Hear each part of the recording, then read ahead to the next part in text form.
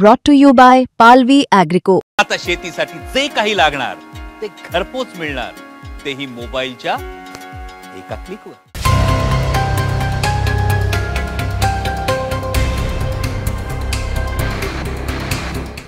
स्थानिक स्वराज्य संस्थांच्या निवडणुका जवळ असताना आता बीडमध्ये मुंडे आणि धस यांच्यात संघर्ष पाहायला मिळतोय. परळीत दिवाळी स्नेहमिलनाच्या कार्यक्रमात आपण आष्टी मतदारसंघात स्वतः लक्ष घालणार असल्याचं पंकजा मुंडे यांनी जाहीर केलंय. दुसरीकडे त्या मंत्री आहेत, त्यांना काय लक्ष घालायचं ते घालू द्या, असं धस म्हणाले.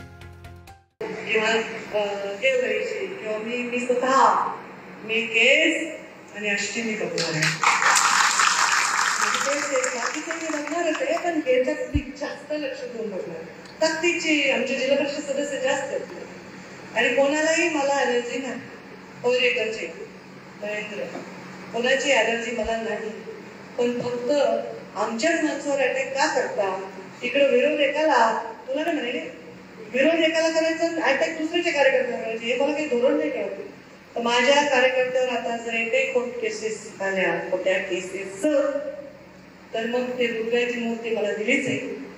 मी संयमी आहे, पण ते काय असतं ते असं संयमी माणूस असं बंद करून संयम दाखवते ना, ते असं महाकालीचा रंग बदलत जातो ना, तसं होत आहे. आता हे मला कार्यकर्ते म्हणजे संतोष. परळीमध्ये दिवाळी फराळनिमित्त पंकजताई असं बोलल्या की मी आष्टी आणि केज मतदारसंघात लक्ष देणार आहे आणि प्रीतमताई हा माजलगाव मतदारसंघात.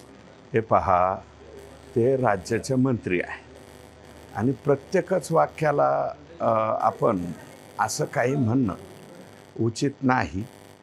ते बोलले असतील, काय त्यांना लक्ष घालायचं ते घालू द्या, आम्ही कुठं काय म्हणतो. संतोष देशमुख हत्या प्रकरणानंतर मुंडे आणि धस यांच्यातील संघर्ष दिसून आला होता. याआधी देखील मुंडे आणि धस यांच्यात टोलीबाजी झाली होती. त्यामुळे स्थानिक स्वराज्य संस्थांच्या निवडणुकीत बीडमध्ये भाजपमध्येच दोन गट असणार का, असा प्रश्न विचारला जातोय.